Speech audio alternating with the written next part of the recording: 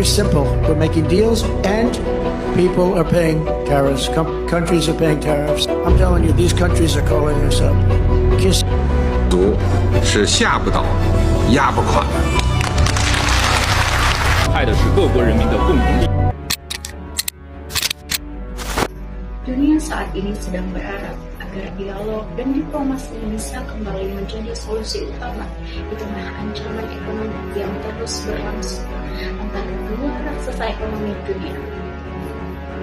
Presiden Amerika Serikat Donald Trump menabuh genderang perang dagang yang memicu gejolak ekonomi dunia dengan penetapan tarif impor tinggi terhadap banyak negara yang dibuat kebakaran jenggot setelah Trump mengumumkan rencana kebijakan tarif resiprokal. Tapi ada satu negara yang justru berani adu pukul dengan negara ekonomi paling besar ini, siapa lagi kalau bukan China, kekuatan ekonomi dunia lain selain Amerika Serikat. Beda dengan kebanyakan negara lain yang memilih untuk bernego dengan Amerika Serikat, negara bambu ini justru memilih balas kebijakan tarif resiprokal itu secara bertahap. Presiden China Xi Jinping menaikkan tarif impor untuk produk yang berasal dari Amerika Serikat dan secara terang-terangan berkata kalau mereka tak gentar dengan intimidasi yang dilakukan oleh Amerika Serikat yang mulanya memasang tarif impor negeri China sebesar 34% terus menaikkan angka hingga tarif mencapai 245%. Tak hanya itu, Amerika juga mengecualikan China dalam penurunan serta penangguhan pemberlakuan tarif. Tak tinggal diam, Beijing pun menaikkan tarif atas impor Amerika menjadi 125% dan meluncurkan sederet kebijakan balasan lain. Dunia dibuat bergejolak dengan memanasnya bara konflik kedua kutub ekonomi besar itu. Lalu mengapa China berani melawan tarif Trump dan apa saja strategi yang mereka persiapkan untuk membuat rivalnya itu ketakutan? Jadi gini ceritanya. Perang dagang antara Amerika Serikat dan China yang memanas sudah terjadi saat periode pertama Presiden Donald Trump menjabat. Pada masa itu, Trump mengenakan tarif signifikan terhadap barang dari China.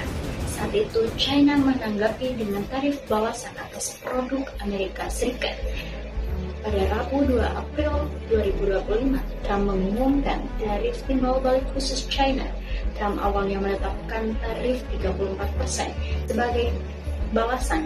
Beijing pun menaikkan tarif yang sama 34% untuk barang dari Amerika.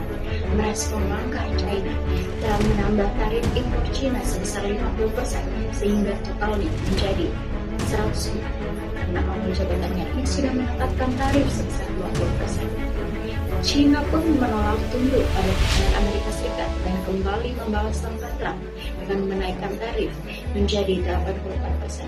Tak hanya itu, China juga melarang 11 perusahaan Amerika untuk beroperasi di wilayahnya, lalu menambah 16 perusahaan ke dalam pengawasan ekspor. China juga menaikkan impor terhadap produk pertanian Amerika Serikat dengan membatasi ekspor mineral penting yang digunakan dalam industri teknologi tinggi. Langkah ini juga disertai dengan gugatan yang dilayangkan China ke WTO dengan tuduhan kebijakan tarif timbal balik Trump melanggar peraturan perdagangan internasional. Menanggapi respon China yang dinilai Trump tak menunjukkan rasa hormat, pada 10 April 2025, Amerika Serikat kembali menaikkan tarif impor China hingga 145%. Sehari kemudian, China pun kembali menaikkan tarif pada Amerika Serikat menjadi 125%. Dalam pengumuman kebijakan tersebut, Beijing menyatakan tidak ada lagi pasar untuk barang dari Amerika di China dengan tarif saat ini dan akan mengabaikan jika Amerika kembali menaikkan tarif dalam pernyataan yang dirilis di Gedung Putih.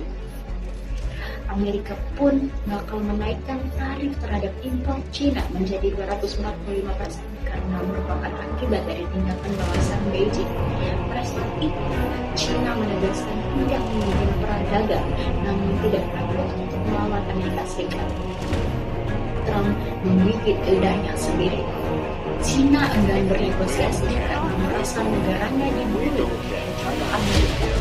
melakukan pelanggaran serius terhadap hak setiap negara untuk berdagang yang merupakan pelanggaran berat terhadap aturan yang telah dibuat oleh WTO.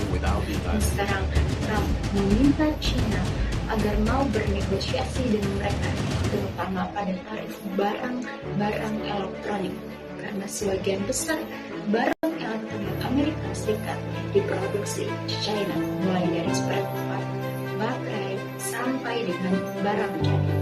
Bukan cuma elektronik, Amerika juga banyak bergantung pada China di sektor ekonomi yang lain. Bahkan, Presiden China bilang salah besar jika negara lain menganggap China adalah sebuah kolam.